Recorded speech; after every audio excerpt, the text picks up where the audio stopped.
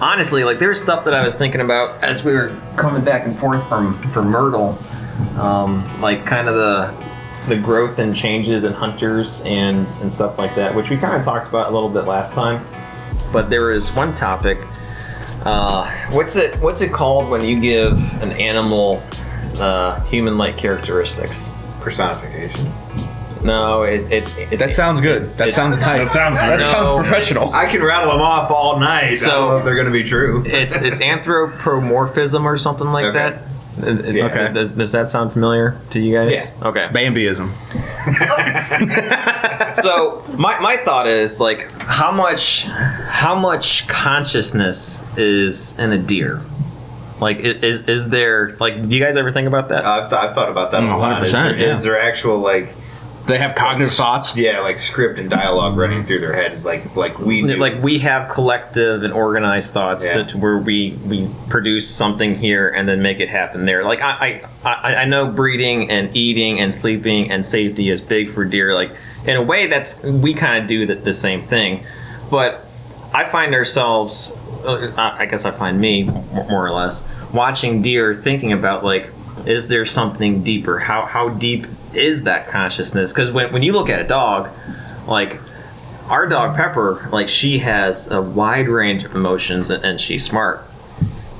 How smart am I actually thinking she is versus what she is? Right. How much consciousness is in that dog? With dogs, I think it's developed throughout time from a wolf. Like the wolves don't have any eyebrow movement, but that's been developed over time in a dog because humans like that and are drawn to that. Okay.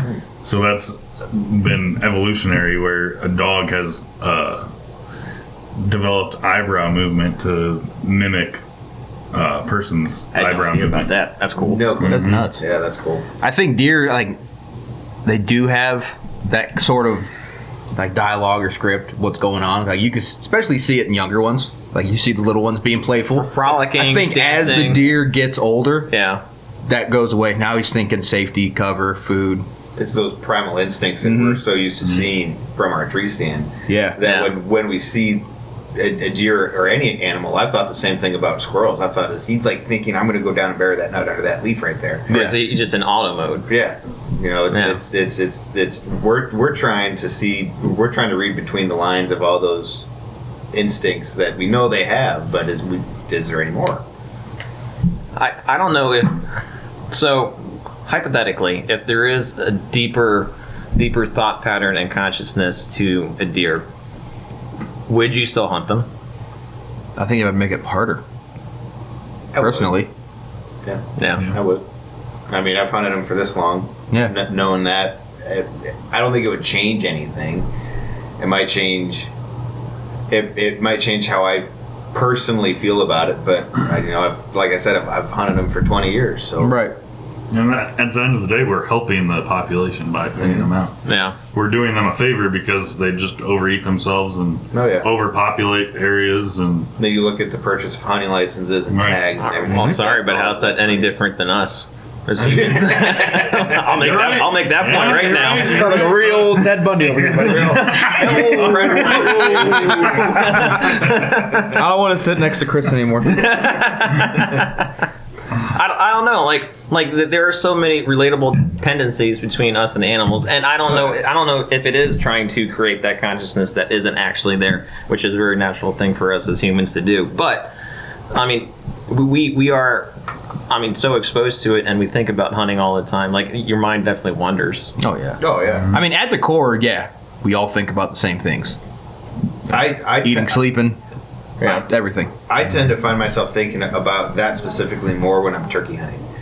Like this last spring, I got busted by a tom 6 yards from me, and he came in expecting to see a hen that wasn't there, and I had no shot. But he came in, looked around for 1 second, and went, "Nope, something's not right." Yeah. They have that sixth sense. Yeah, and in my head, I'm thinking he's actually thinking in his head, "Nope, something's not right.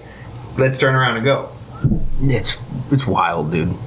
Well, I mean, if somebody were to come into my house while I was gone at work and then put something in a different spot, I would know it immediately. Oh yeah. we're in their kitchen when we're in the woods. Yeah. You move the salt shaker, you leave a cabinet door open. Oh, They're gonna know. that's Casey. She's always moving the salt shaker.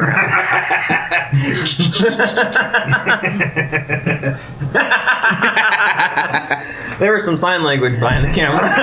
Don't need to edit that. Yep. She was not showing me the ring I put on her finger. I'll tell you that. It was the neighbor.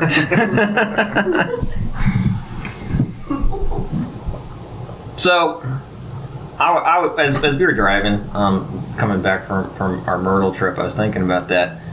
I don't know if I would pursue deer knowing that there was a deeper consciousness. I think And they had like emotion almost. yeah, because when you do watch the fawns frolic and have fun, and you can watch mom literally be agitated with it. Just be worn out, tired. Yeah. Hurry up, let's go. But the thought that I wrestle with, like, is she actually annoyed, or am I just perceiving it as being annoyed because I would also be annoyed if I were in her shoes? Like, am I trying to relate too much of a human emotion to a deer? Right. I don't know. That's a hard one to kind of just say an answer to without actually being able to. Test it. Yeah. Know for sure. Yeah. Yeah, I know my brother and I have joked for the longest time, like, I wish we could send deer survey of, like, hey, how was your experience this hunting season? How was your 23-24 season? Like, I would love to send us, like, Well, I'm filling out the survey, so it went pretty good for me. See a lot of tourists. Was it pretty normal? Too much hunting pressure? Just enough or not enough?